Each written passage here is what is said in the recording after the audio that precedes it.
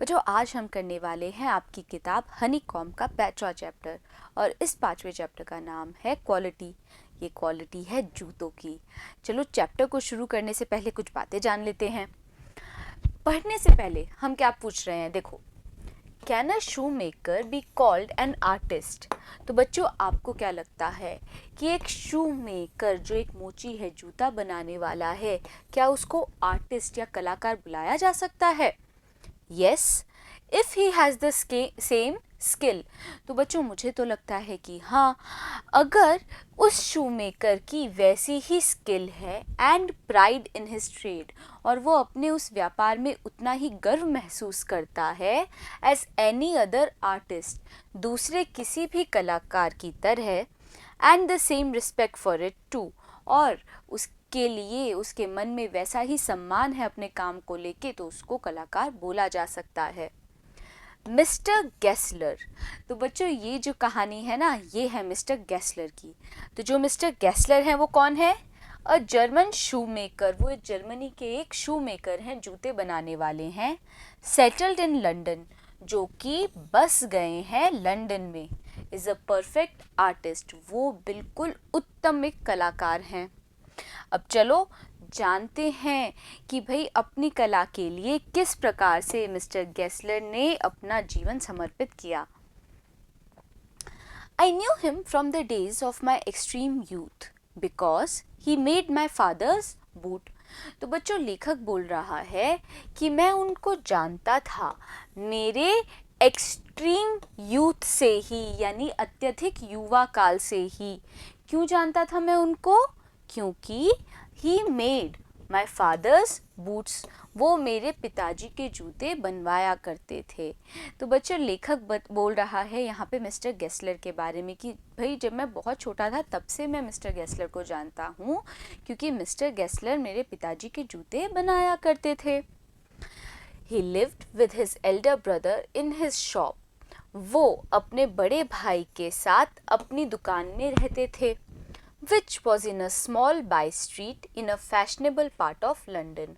और ये जो दुकान थी बच्चों, ये कहाँ पर थी?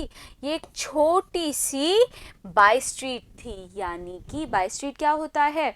सड़क के किनारे ना एक तरफ से खुलने वाला कूचा, उसके अंदर ही मिस्टर गेस्लर अपने भाई के साथ रहते थे।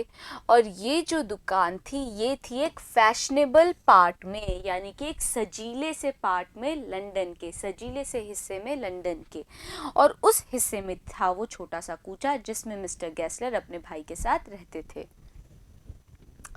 The shop had a certain quite distinction. अब उनकी ये जो दुकान थी उसकी एक खास, काफ़ी एक क्या थी? डिस्टिंक्शन थी, एक विशिष्टता थी। There was no sign upon it other than the name of Gessler brothers. उस दुकान पे कोई और चिन्ह नहीं था सिवाय जो गेस्लर ये जो भाई थे उनके नाम के अलावा। तो बच्चों आगे कहानी में बढ़ने से पहले हम क्या करेंगे? हम मीनिंग्स को रिवाइज करेंगे। तो देखो, सबसे पहला है एक्सट्रीम। एक्सट्रीम मतलब अत्यधिक। यूथ मतलब युवा काल। बूट्स मतलब जूते। बाय स्ट्रीट मतलब एक ही तरफ खुला हुआ कूचा। फैशनेबल यानी कि सजीला। क्वाइट मतलब काफ़ी। डिस्टिंक्शन यानी कि विशिष्टता। साइन यानी कि चिन्ह। And in the window a few pairs of boots. तो बच्चों उस दुकान की विशिष्टता क्या थी? कि उस दुकान पे कोई चिन्ह नहीं था, सिर्फ गेस्लर भाइयों का नाम था और खिड़कियों में कुछ जूतों के जोड़े थे। He made only what was ordered।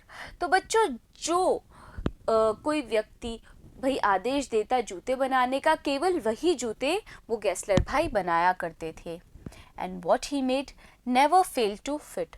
और जो कुछ भी वो भाई बनाते थे ना, यानी मिस्टर गेस्लर बनाते थे और उनका बड़ा भाई बनाता था, वो कभी भी असफल नहीं हुआ फिट होने में, यानी वो बिल्कुल ठीक तरीके से जूते आ जाते थे। कभी ऐसा नहीं हुआ कि भाई वो जूते ना आए हों। टू मेक बूट्स, जूते बनाने के लिए, सच बूट्स एज ही मेड, और ऐसे जूते बनाने के लिए जैसे कि वो बनाया करते थे। सीम टू मी, मुझे ऐसा लगता था।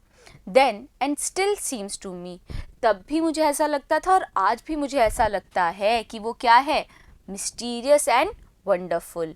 मिस्टीरियस यानी कि रहस्यमय और अद्भुत। वंडरफुल का मतलब क्या होता है, अद्भुत। तो बच्चों लेखक ये बोल रहा है कि भाई जब मैं पहले जाता था और मैं आज भी ये सोचता हूँ कि जिस तरीके से वो जूते बनाया करते थे और ख़ासकर इस प्रकार के जूते जो वो बनाते थे वो काफ़ी ज़्यादा रहस्यपूर्ण है और अद्भुत है। I remember well my shy remarks. मेरे को अच्छे से याद है मेरे वो शर्मीली टिप्पणियाँ। One day, एक दिन, while stretching out to him my youthful foot. तो बच्चों क्या बता रहा है लेखक, एक घटना के बारे में बता रहा है जब वो मिस्टर गेस्लर की दुकान में गया था और उसने एक बहुत ही शर्मीली सी टिप्पणी की थी। जब उस लेखक ने आगे की ओर फैलाए बढ़ाए अपने पैर, और कैसे पैर, यूथफुल पैर। यूथफुल पैर मतलब एकदम जवान युवा पैर। और फिर लेखक ने कहा, Isn't it awfully hard to do, mister Gessler?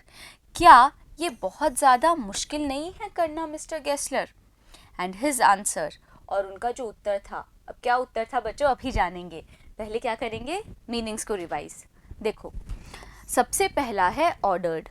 Ordered मतलब आदेश दिया या फिर कार्य देना।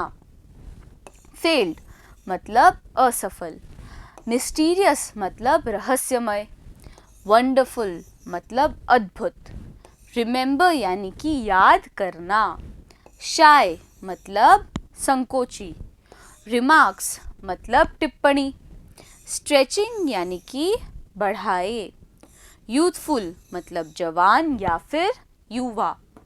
ऑफुली मतलब बहुत ज़्यादा। And his answer given with a sudden smile, और उन्होंने जो उत्तर दिया एक अचानक से मुस्कान के साथ, from out of the redness of his beard, अपनी उस दाढ़ी की रेडनेस के साथ में वो क्या था, इट इज इन आर्डर। अब बच्चों जर्मन है ना, अब इस जर्मन को हमें हिंदी में समझना पड़ेगा, है कि नहीं। असल में ये लिखा गया है इट इज एन आर्ट। क्या लिखा गया है ये, इट इज एन आर्ट। तो जर्मन भाषा में भाई वो अच्छे से तो इंग्लिश बोल नहीं पाएंगे है ना, क्योंकि वो जर्मनी के हैं, तो उन्होंने जो बोला उसका मतलब था कि ये तो एक आर्ट है, एक कला है। It was not possible to go to him very often. अब बच्चों लेखक बता रहा है कि मिस्टर गेस्लर के पास कई बार जाना संभव नहीं था। His boots lasted terribly. क्यों बच्चों, क्यों संभव नहीं था, क्योंकि उनके जो जूते थे वो क्या करते थे, वो लास्टेड टेरिबली मतलब बहुत लंबे समय तक चलते थे। Having something beyond the temporary, और ये जो जूते थे टेम्पररी यानी अल्पकालिक जूतों से भी कई ज़्यादा चलते थे बच्चे।